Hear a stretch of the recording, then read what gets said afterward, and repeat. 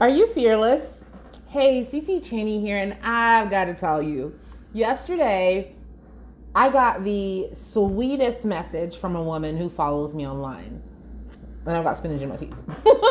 Right? I got the sweetest message from a woman who follows me online. She reached out and she wanted to let me know that she admires my fearlessness and the fact that I show up so consistently to provide value and promote my business, which was very interesting, right? The message itself was so sweet and I appreciated it so much and I thanked her.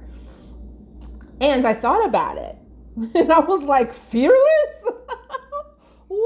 What does that even mean, right? I let her know. I let her in on a secret. I said, man, I am the exact opposite of fearless. And it's so funny that I got that message because last night I went to bed and I dreamt the craziest dream. I dreamt about going to this big event at my alma mater, Baylor University, right? It's where I went to undergrad. And they were doing this big show, right? And I was quietly sitting in the back, like all the way back, the furthest row, minding my own business, right? There were cool people everywhere, right? Which I have never been once in my life. Like, that's so not me.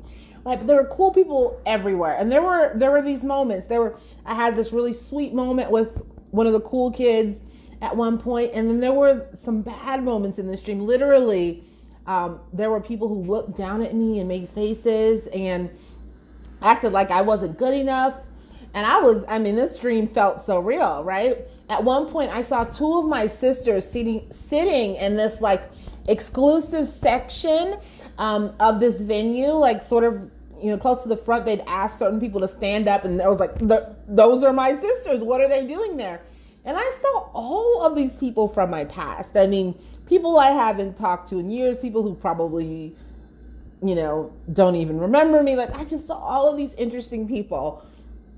And then this moment happens, right? The MC who's doing this event starts walking through the crowd, right? And he's making jokes and he's doing this thing and people are loving it. And he makes it all the way to the back of the room and stops in front of me.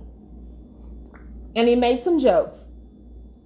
Now, some people were like applauding us. It was like this really amazing moment. I felt so good.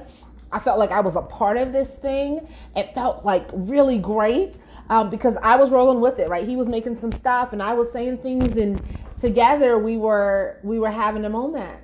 And then he asked me to borrow a pen, right? And I just went and I handed him a pen, like, here you go.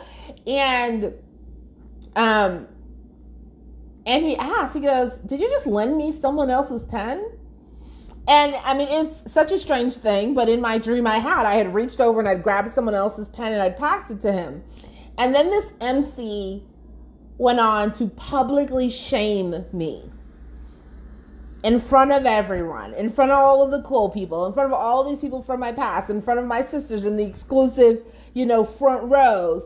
And it was painful. It was painful. In fact, it was so painful of a dream, and I was so embarrassed by this public shaming that I literally woke up in tears this morning, which has happened to me in the past. I have intense dreams, right? But I literally woke up crying. And when I stopped to sort of contemplate and figure out where this dream came from, I realized that I was nervous about today, right? Today was this big launch in my business.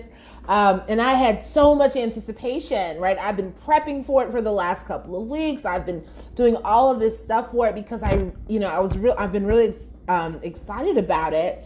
And my own insecurities and my own fears around this. And is this going to be successful? Is this going to launch well? Is this going to impact people in a positive way? Will people be interested? All of those insecurities and fears showed up in my dreams. So I say all of this. I share all of this very personal information so because I think it's important that you hear the message, and it's the same message that I told the woman who messaged me. And the reality is that there's nothing special about me. I am not fearless. In fact, I am far from it, right? What happened for me is that I made a decision that I wanted to start playing bigger and doing more and being more. And when you make that type of a commitment after you've made that decision, you have to keep showing up long after that feeling is gone, long after you've made that decision. You have to keep showing up on days when you don't want to, right? And you have to continue to show up in spite of your fears, right? So that's my message for you this Friday. I was not planning on talking about this dream, but I thought somebody might need to hear this, right? Because the reality is that the choice is yours. How big you play, how much you show up, how committed you are to the things that matter to you. So I have a question for you. Do you have a vision for your future that's strong enough to pull you through those nasty fears, that feeling of insecurity, right? Those days you just don't wanna, all of your excuses, all of those intellectual alibis that you have. Do you have a vision for your future that's strong enough to pull you through all of that, right?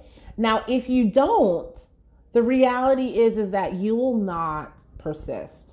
Something will happen and it will slow you down. It will stop you. It will get in the way of you being the success that you have the capacity to be. I hope you heard that, right? If you don't make that commitment and you don't show up the way that you need to show up, if you don't have that vision pulling you, you're in for a much, much more difficult journey, right? You will struggle to make your dreams a reality. So, if you want my journal prompts that can help you start creating your vision for your future, shoot me a message and I'll be more than happy to send them your way, because it will get scary at times. Things will happen and you can move past it with the right vision. So that's what I've got for you today. Thank you so much for joining me today. If you catch us on the replay, I appreciate you too. I'm so glad this message resonated with you, Debbie. If you want those journal prompts, guys, send me a message. Otherwise, I will see you on Monday. Ciao.